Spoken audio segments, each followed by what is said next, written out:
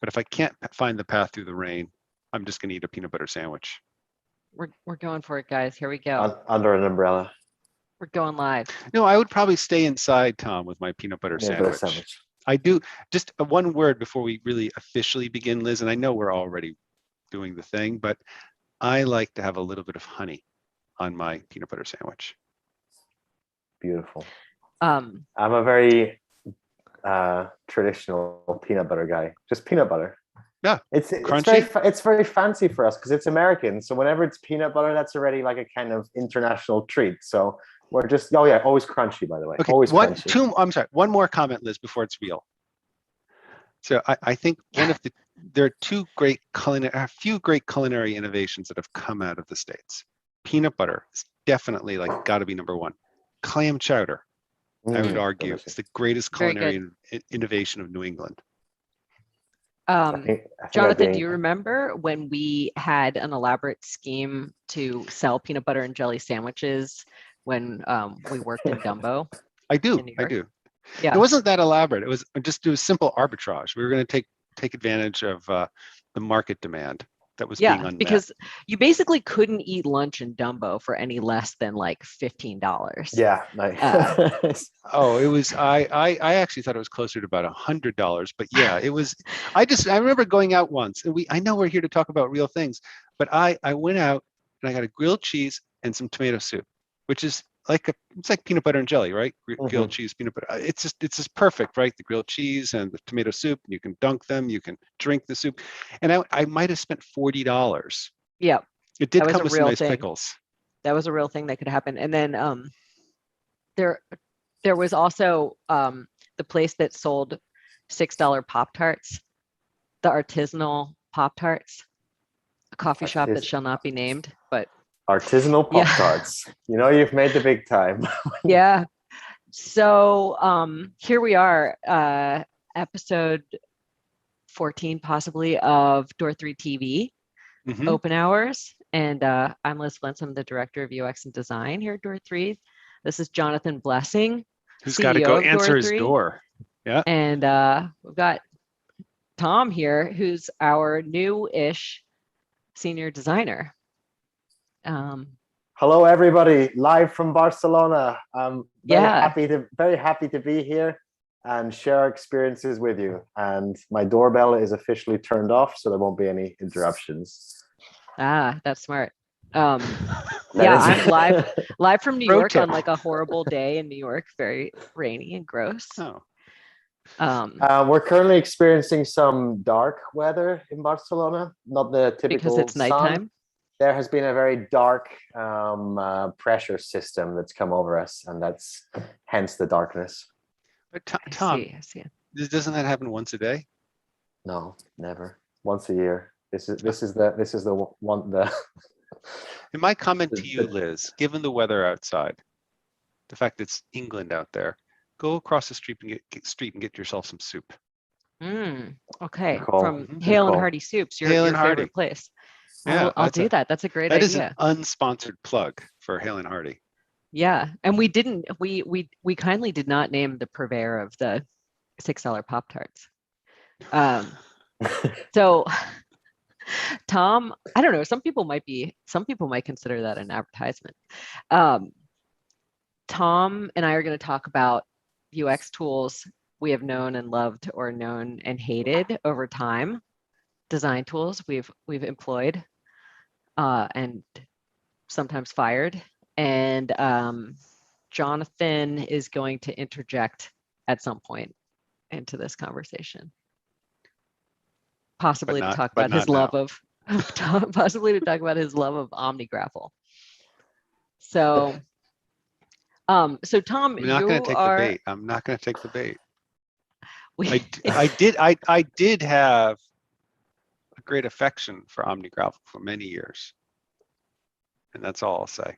That's the bait well and truly taken. No, it's not. I'm not going to give you guys the bait to really grab onto that topic. He won't give us the satisfaction. I didn't even know what it was until 5 minutes ago. Stop. So. Okay, so stop. Stop. Tom is the youngest of of us here. The most junior senior. The most let's junior call it like senior. that. So yeah, I mean, I think it's interesting just to think about like how your experience differs. I mean, and also I think that can be like a little roadmap to how the design practice and industry has changed over time. Like, what are the tools that we were using even 10 years ago or 5 years ago, and what are the tools that we're using now? Yeah. I mean, I think that one thing that's pretty major is that like how people even get into this space, I think has changed a lot, because there was no such thing as UX boot camps, or certainly not like master's programs in UX and design, or user interface design. There was like human computer interaction, but there wasn't so much like UX wasn't so much a thing that had some like official training 15 years ago. But that's a big thing now. Even 10 years ago, that was called visual communication. I mean, that's yeah. that's where I started. And yeah, I'd like to take the opportunity to say, maybe I'll steer the conversation in some points towards general design, not UX design, because, well, that's just my career path has been a long and winding road, let's call it that. And it's only been the last few years that I've been using specific UX tools. So I grew up in the big bad world of the marketing industry. Wow. Okay. The school of hard knocks. What was your first job? Was this after that? So to clarify, Tom and I met 10 years ago, more than 10 years ago, 11 years ago at the Bauhaus University in Weimar, Germany. And what were you studying, Tom? What department were you in? Everything. I think I was studying typography and illustration, but then I took almost a whole semester because, well, there you can study whatever you want. It's pretty open. So you could study architecture if you want, even though you're a graphic designer. And then I studied Buchbindung, bookbinding, traditional bookbinding, for 5 months. Nothing to do with what I was studying at all, but very, very interesting nonetheless, I would say. Yeah, that's so cool. I didn't know that. Yeah, we went totally analog, and we made our own paper as well. That's amazing. There's actually an amazing exhibition right now at the Morgan Library and Museum, which is very close to the office, of medieval and early Renaissance illuminated manuscripts. It's really cool. Shameless plug for Liz, the Morgan are we Library. Interviewing Tom, or are we going to talk about tools? We're going to talk about tools. We're talking about tools. Okay. Tom was warming up to that, I think. Maybe. No, I just there was going to be a segue at some point, like the one that went off the cliff, right? Exactly. That was quite the segue. Go easy on me. It's my first time. Oh, it doesn't get any easier, Tom. It only gets harder. Yes, this is a very difficult endeavor. I'm feeling it. Yeah. This is like the Terry Gross of Door 3. Oh, you probably don't know who Terry Gross is. No. That's gone right over the head. Oh, sorry. Okay. Yeah. Hard to explain. He's both too young and too not American, I think.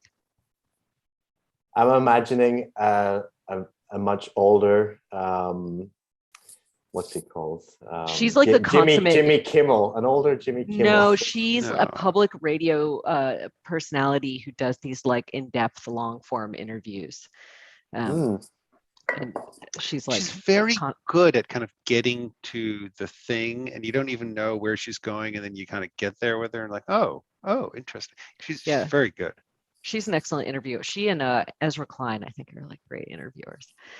But yeah, so you studied that at the Bauhaus, and then like, what was your job? Were you already working in design when you got there? No. No, I was a student at that point. I was working as a suit salesman, actually, selling suits to fashionable young individuals in Ireland. And well, the long story short is after the Bauhaus University time, I moved to, I liked Germany a lot, and I moved to Berlin, and I started as a lowly intern in the bottom rung, working for a pittance.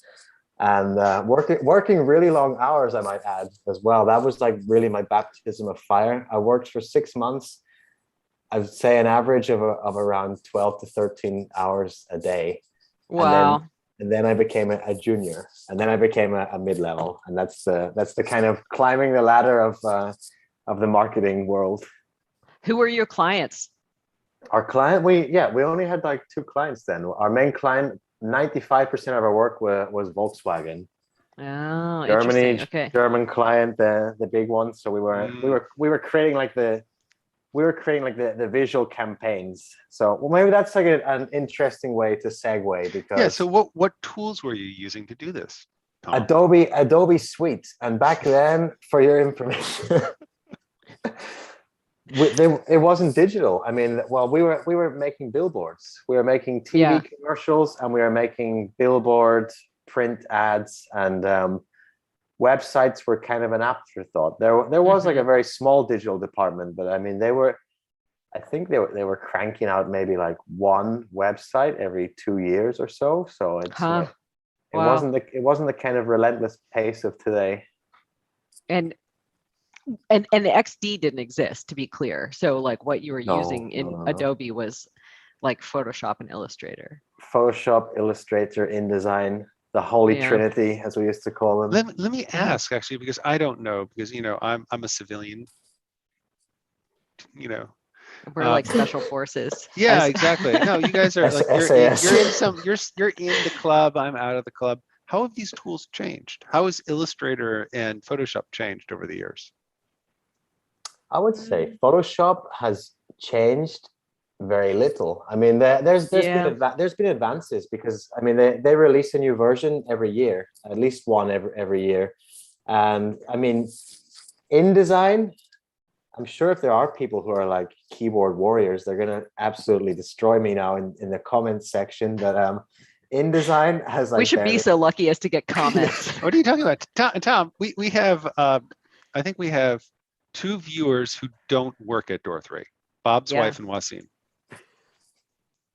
And Wasim is kind of connected. There's I mean, so is Bob's wife. Bob's wife. Bob's wife. Bob's wife. Thank God for her. Bob's wife is going to be livid what she hears. What you have to say about Illustrator? I don't think InDesign has changed very much in a long time. The interface has changed. Illustrator has changed a lot with in terms of how you can manipulate vector shapes and this like blend tool that kind of like takes two different forms and blends it together. So that like the workflow is really increased. Photoshop, there has been a lot of good stuff, like mainly in the photo editing department, I would say. But you know, and getting layers, was being able to do layering was a big thing. But it sounds to me like these tools are fundamentally, they would be recognizable to me if I were to find my way to them right now. Oh, for sure. Yeah. The interface. So what's changed in the Adobe Creative Suite that keeps it relevant? They've added XD. I mean, I think that's a big thing. They've also made kind of XD is their prototyping tool. It's their kind of digital UI design, digital design tool. And they've made like, I think they've done a lot of work to like better connect all those tools together. For people that are fully bought into the full suite, I think that probably makes a lot of sense. But yeah, it's interesting because when I didn't realize this, but I was talking to Michael, who is one of the like longest running employees at Door3, and he used to run the UX department, a little like Door3 ancient history, and he was telling me that they used InDesign as their wireframing tool. Wow. Their like prototyping tool, which I'd heard of before, but I hadn't actually spoken to anyone who'd actually used it as a prototyping tool. And I was very impressed. This like misuse of InDesign, which is of course a print design tool. Yes, it was very good. I used to do a lot more print design than I currently do now, and actually it was very good if you want to get into like the real specifics of typesetting and leading and kerning, and if you're going to prepare an actual book to be printed, because you print the first and each of the different sections, you print the first page with the last page. So you work in this opposite order, which you could never do with any other tool that I knew. Working out like facing pages and stuff, and also like flowing text from section to section if you have a lot of copy. I have a question. So I'm aware that bookbinding is for small segment of society, it is a passionate hobby. Yes. Tom, the Japanese, for example. Are you a member though of this segment of society? Yes. Do you bookbind? Yeah, let's see one. Do you? You have one that you can show us? I don't have any here actually. No, I used to bookbind much more passionately, and now it's kind of it's diminished to the point where I wouldn't really call it a hobby. I would say I use it as a way to give people gifts. And always when it rolls around, it's time to make somebody a nice gift, I take that opportunity to make mini hand-bound illustrated books for them. And I give them that because I'm cheap, basically. And I don't one of us has a birthday soon. Yeah, it's true. Yeah. And is it Jonathan? 4 months? 4 months? Yeah. Yeah. It is Liz Flint. One is rapidly impending. Yeah, but you can see it's very much left an impression on me, because I still buy a lot of handmade notebooks, like artist books and stuff that I use just to keep notes and things like this. So I really appreciate the details. Nice. And I have a really good book that's called How to Make Books, and it's an illustrated book that shows you the most common techniques of how to make all different kinds of books. So I recommend that one, because it's very well thought out and illustrated, and child friendly, family friendly, everybody friendly. Does the bookbinding world get a little racy quickly? Is that why we have to be on the lookout for family? Maybe it's just dangerous. Dangerous. Yeah, there's paper cuts going around. Yeah. But Jonathan, tell us about the other piece of this that has kind of now been brought under a single tool umbrella, the farther away from graphic design side of what we do now, is the sort of technical diagramming, like making user flows. I would be happy to go there, but I think you should finish the story. So here at Door 3, I don't see artifacts that come out of Adobe products anymore. We don't use them very often. Right. So let's talk about what we do use a bit, which I think it's Figma, right? That's that's the thing, is that Figma is the one tool to rule them all. And it used to be it was a stew or a salad of Zeppelin, Sketch, InVision. Yes. Yeah. And now we're just getting this we're ordering these pizzas every day, and it's the same thing, I find, right? It does it all. It does it all. Breakfast, lunch, and dinner.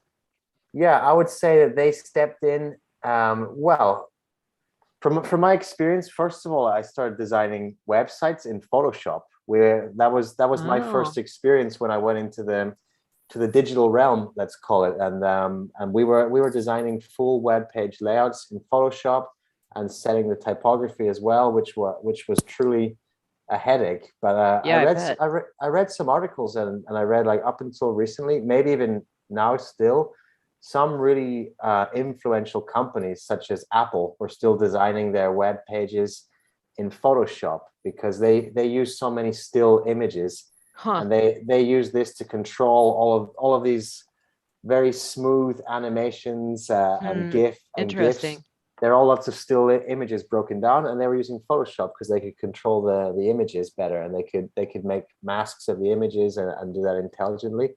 But for me, I started with Photoshop, and then Sketch came along, and I was actually really blown away with Sketch, just because it was more intuitive than Photoshop, especially in terms of handling blocks of color and typography, which in Photoshop, whenever you want to handle vectors, it's very clunky, and everything has to be selected, and then you have to use another shortcut to transform it, and it was hard to drill down through the layers. So Sketch really came along and simplified that, cut a lot of the fat away from Photoshop, because it's a very, let's say, greasy program, because it's not I mean, Adobe is gonna like sue us or something. No. It's still would you? That's my sense. I mean, I used to like to manipulate the photos I used to take when I had time to do these things, and I remember 10 years ago I might have used Photoshop for that, but it really felt like I was taking a bat out. Like it felt like too much. Yeah, and for editing photographs, it's still amazing. I still have Photoshop installed. I still use it, and I jump between the apps if I have to do something and mask an image, adjust the image quickly. I always jump to good old Photoshop to do that, because it's a very robust tool. There's the keyword coming out again, our cliche word. Yes, so then we moved to Sketch, and like Jonathan said, there was this weird hodgepodge handover of InVision Suite, and then and Zeppelin and all of these tools. Were you still using InVision to hand off designs to clients once you started using Sketch? You weren't giving clients designs in Sketch, were you? No, we were handing off. We were presenting our designs, we were presenting them in person once a long time ago. We were presenting things in person, like on a screen, on a shared screen, and then we used to send them the InVision like link. On a screen, but with like real people also. Yes, there. and real fingers putting dirty smudge marks on my screen. Yeah. Wow. And then we hand it over with InVision, and they can leave their comments in InVision for us to review afterwards. Yeah. And then but then there were these other ones that sort of like came along but kind of did similar stuff but didn't stick. But I don't know, did you ever use Just in Mind? That was another one that was like similar to Sketch but had like a brief moment in the sun. And then InVision, Just in Mind. Oh, and then Balsamic. Like when Jonathan and I first started working together, I was using Balsamic, which is this like very pared down wireframing tool that was made by this. It's still in production. Like I think they're still updating it, but that it's an Italian company's product. I mean, just speaking from the point of view of kind of developers and engineers, we loved it. It was it's very simple. It took all of 30 seconds to become familiar with, which meant becoming effective with. It lacked a lot of features, but man, it did the 80% right, and it did it easily. Mm-hmm. So whatever happened to Balsamic? It was funny though, because it used like this very, it wasn't Comic Sans, but this very like Comic Sans looking font that was the standard font. You couldn't change it, and the all of the like little elements that you could move around and the lines that you could draw looked like they were drawn with like a pencil. They had this like quality of a drawn line. So it was really supposed to look like a sketch. And it was very like intentionally, and it was monochrome. You couldn't have colors. So it was very intentionally stripped down and kind of dorky looking, but it was awesome because it's like the meme tool in a way. It's like you couldn't get to be bad.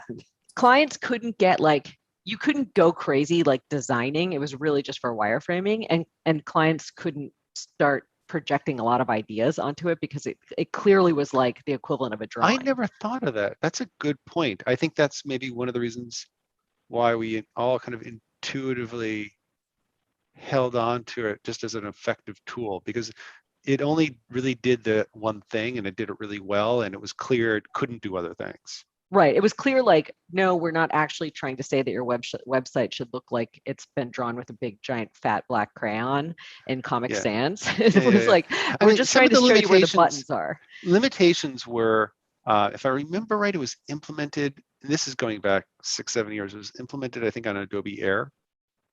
And so it took a fair amount of, it was a little clunky to use. It was not a slick feeling application.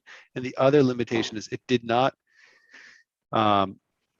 have like a project level container for work. You couldn't really, at the time that I was using it, it did not help you or aid you in organizing large software projects. It was really better for, like, hey, let's get some people together and like figure out what these forms should look like. Yeah, or these, 3 little pages and how we might differ this for mobile, the layout for mobile versus like a regular screen. But it was pretty great. It was pretty great. Kind of miss Balsamic, if I'm being honest. And then their website had this weird thing where you could click on what's for dinner, and it would like serve you up a recipe by one of their You went deep there. You really went deep with them. Yeah. Wait, I wonder if it's still there. Now we know where the name comes from. Someone was obviously, they dreamed of being a Michelin star chef, and then finally they got into the kind of like design trade as a plan B. It's like, there's still a place to promote my amazing grandmother's cuisine somewhere. Through my software company's website. Yes. I mean, why not? Says, why not? They say you're the boss. They're all just yes men. They were yes men, and they didn't speak up. Wait, but yeah, they still have a website. They're still making updates. I don't see the like what's for dinner thing anymore. I'm sorry. Oh, that's sad. Maybe you hallucinated that. I mean, it's possible. That is within the realm of possibility. Yeah. So what else, Tom? What do we have anything else nice that we want to say about Figma, which we really, really like? Oh, I will say that one thing that's really amazing about Figma that I think is just a huge innovation is the community feature. Well, I've gotten so much value out of that, and sincerely, and it also feels really good to see that other people are trying to solve similar problems and making those things accessible to other people, other designers. 100% agree. And yeah, if I want to give some nice comments about Figma, I would say, well, it says a lot about an application that can come along in 2 years ago, more or less, give or take 2 years. And at that time, Sketch was the dominant tool that every designer was designing with Sketch, and everybody really loved that tool. It was dear to a lot of people's hearts. And in such a short period of time, within a few months, most designers had already said, most designers who like to try a new experience, the early adopters, most of them had already all said, Figma, it's the new Bible. Let me ask you, just again, as a civilian sitting out here on the outside, as I am, in leafy New Haven, Connecticut, what's so special about Figma? I would say that they've innovated much faster than Sketch, and I would say what set them apart was they launched things in beta version, and they're people who are designing for users, and they ask their users. They're really active on Twitter and in the community, like Liz mentioned, and they ask the people, what kind of features do you think are missing? What would you love to see in our app? They just run away, implement it, put it out there. Yeah, and sometimes it's pretty buggy when it rolls out, but they fix it really fast too. Yeah, like today, even another tool is Miro. It used to be Miro was like the Sketch. So it was the very popular collaboration tool, whiteboard collaboration tool. Yeah, and they've also, FigJam does all that. It's still in the beta phase. I think, or maybe it's now fully fledged. But it only came out a few months ago, and it's already kind of enthroned the king. And I was working. I was working with the university yesterday, and running a workshop with them, and they use Miro, and I had to go back in. I hadn't been inside Miro for 6 or 7 months, and it just felt really. It's hard to describe, but it felt really clunky and really formal and dull. But okay, I hear you that the folks running Figma, creating the product, feel more responsive to your input. But what is it about the tool itself that's so clearly or demonstrably better? it's really fun to be able to use this like expandable canvas. I mean, this is something that exists in other tools too, but just the way that they do it with this like canvas that you can zoom way in or out of is it's really fun to play with.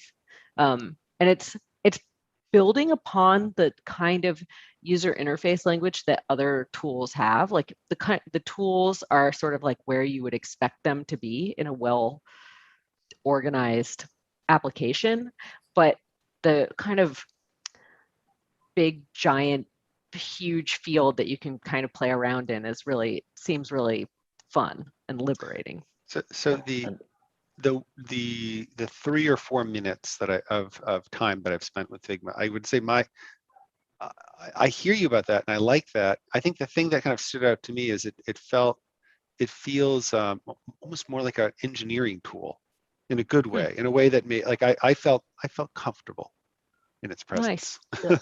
I like that. I think it's very, very easy to pick up and learn, but and then once you get into like the deeper aspects of it, for example, like to your question, Jonathan, like one of the main whys was they were one of the first tools I saw that took responsive design seriously, and they started to add in these automatic tools which they call constraints. So you can say you're designing for a laptop screen, but then you want to convert that to a tablet or a mobile, and with these constraints you can take your artboard, you can pull it, and you can say, okay, I want this element to stay in the center to expand as the screen expands or contracts, but the other element I want it to stay flush to the left, or when I make the screen longer, this bar at the bottom, my control bar, that will always attached to the bottom. So they were bringing these prototyping elements into the actual design tools, and now they've taken it a step further with features like auto layout. So this is really a predictive tool that's you're designing and you start to build something, it can kind of sense the grid. Oh, interesting. So it's actually saving you time. It's helping. Yes. Yeah. And these are some of like the major tools, let's call them, or features. But there's just so many small things that if you have things laid out in a kind of grid, you can just click and it will snap to evenly spaced. And if you have a grid of images, you can just take one and you hover it over the other, and they will switch automatically. Like they're all small little touches, but things when you try them for the first time, you're just like, wow! It's like that will save you an unfathomable amount of time. This conversation has really kind of evolved into a plug for Figma, right? This is I will just say Figma is not paying us to say any of this stuff. And if they are, we're paying them. Yeah. Well, they could give us a year. They could give us a year team account. Yeah, if you're out there for free, Figma viewers, we would not turn down a couple of enterprise level seats. I mean, anyway, this has been great. This was like a very positive episode. I think it's basically just a big sappy love letter to Figma. Yes. Yeah. I'm very happy with that. And we didn't say anything bad about OmniGraffle, so Jonathan can relax. Okay. Apart from we don't know what it is. Yeah, I know what it is. Thank you. But it's been great. Thank you, Tom. Thanks for this episode. We'll do this again. If you want to find us on the internet, door3.com. You can write to us at projects@door3.com. Why don't you give them our mailing address? Maybe we'll get some. I love getting letters. I love 370 Lexington Avenue. Yeah. See 41st Street behind me. Okay. New York.